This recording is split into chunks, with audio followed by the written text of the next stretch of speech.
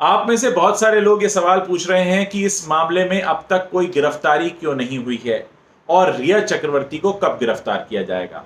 ऐसे लोगों के लिए मेरे पास एक जवाब यह है कि इस मामले में पहली गिरफ्तारी हो चुकी है और वो गिरफ्तारी है उस ड्रग पेडलर की जिसने अपने सीधे सीधे रिश्ते शौविक चक्रवर्ती से स्वीकार कर लिए, यानी उसने मान लिया है कि उसके पास शौविक चक्रवर्ती का डायरेक्ट लिंक था और वो उनको ड्रग्स देता था। अब रही बात रिया चक्रवर्ती की।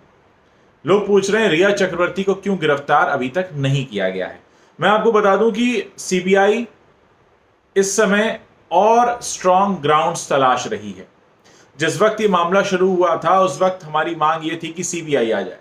उस वक्त क्या किसी ने सोचा था कि इस मामले में जो पहली गिरफ्तारी होगी वो एनसीबी के द्वारा की जाएगी? जी नहीं, उस वक्त किसी ने सोचा भी नहीं था। किसी को पता भी नहीं था कि ड्रग एंगल निकल कर आएगा। सीबीआई आई और ईडी आई। ईडी मनी लॉन्ड्रिंग के मामले में कुछ चैट्स को खंगाल रही थी और सामने आ गया ड्रग का मामला, और ये इतना बढ़ गया कि पहली गिरफ्तारी ही ड्रग की वजह से हुई। तो अब आप खुद सोचिए कि अक्सर होता यह कि हम एक गुनाह के पीछे जब हम उसका सफाया करने चलते हैं, उसके अपराधियों को पकड़ने चलते हैं, तो अक्सर एक के बाद एक कई और गुनाह सामने आते जाते हैं। तो क्या उनको छोड़ दिया जाए? जी नहीं, ऐसा नहीं होता। जब जैसे जैसे हमारे सामने गुनहगार सामने आते जाते रहते हैं और जैसे जैसे उनकी गंभीरता हमारे सामने आती है, उनको अरेस्ट किया जाता है।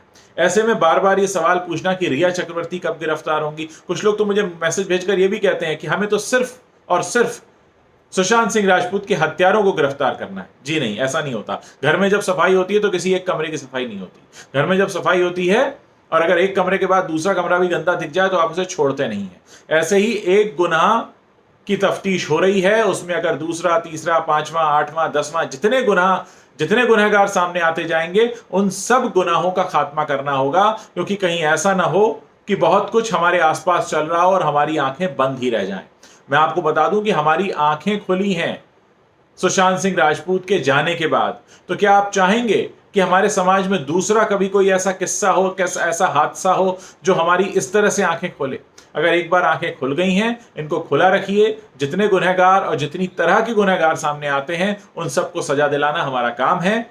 हम ये सोचकर नहीं बैठ सकते कि हम सिर्फ एक ही अपराध की जांच करेंगे। जी नहीं, ऐसा कभी नहीं होता। अगर ऐसा होता तो सीबीआई आती और ईडी आती, और ईडी को अगर ड्रग एंगल मिलता तो वो छोड़ देते। वो कहते कि नहीं, ये तो ड्रग एंगल है, हम तो मनी लॉन्ड्रिंग देखते हैं। लेकिन उन्होंने क्या किया, जब ड्रग एंगल देखा तो उन्होंने एनसीबी को मामला सौंपा। एनसीबी हरकत में आई, एनसीबी के डीजी मुंबई आ गए और इतने बड़े गिरफ्तारियां हुई और इतने बड़े और नाम सामने आने लगे कि बॉलीवुड का सुपरस्टार है, 2 राजनेता हैं। तो इस तरह से ही काम होता है। आप लोग उतावले मत होइए, और मैं आपको यही कहूंगा कि हो सकता है अब जो कस्टडी में लिया गया ड्रग पैडलर वो कई ऐसे बड़े नाम खोले जिनसे कई और गुनाह जो हमारे आसपास होने वाले थे या इस समय हो रहे हैं उन पर हम काबू पा सकें। तो बहुत समझदारी से चलना होता है। अगर आप सिर्फ आंख पर पट्टी बांधकर चलेंगे कि हमें सिर्फ इधर ही जाना है, जी नहीं, ऐसा नहीं होता। हमें सब तरफ देखना होता है। अगर और भी कुछ सुराग सामने आएंगे और भी कुछ गुनहगार सामने आएंगे तो उनको भी सबक सिखाने का काम करना होगा। उनको भी हमें हमारे समाज से मैंने आपको कई बार कहा है कि हमें हमारे समाज में झाड़ू लगानी है, सफाई करनी है। तो हमें यह नहीं देखना है कि हम कौन सी वाली गंदगी साफ करेंगे, जितनी गंदगियां रास्ते में आएंगी उन सबको साफ करना है। आई होप कि आपको मेरी बात पसंद भी आई होगी और समझ भी आई होगी।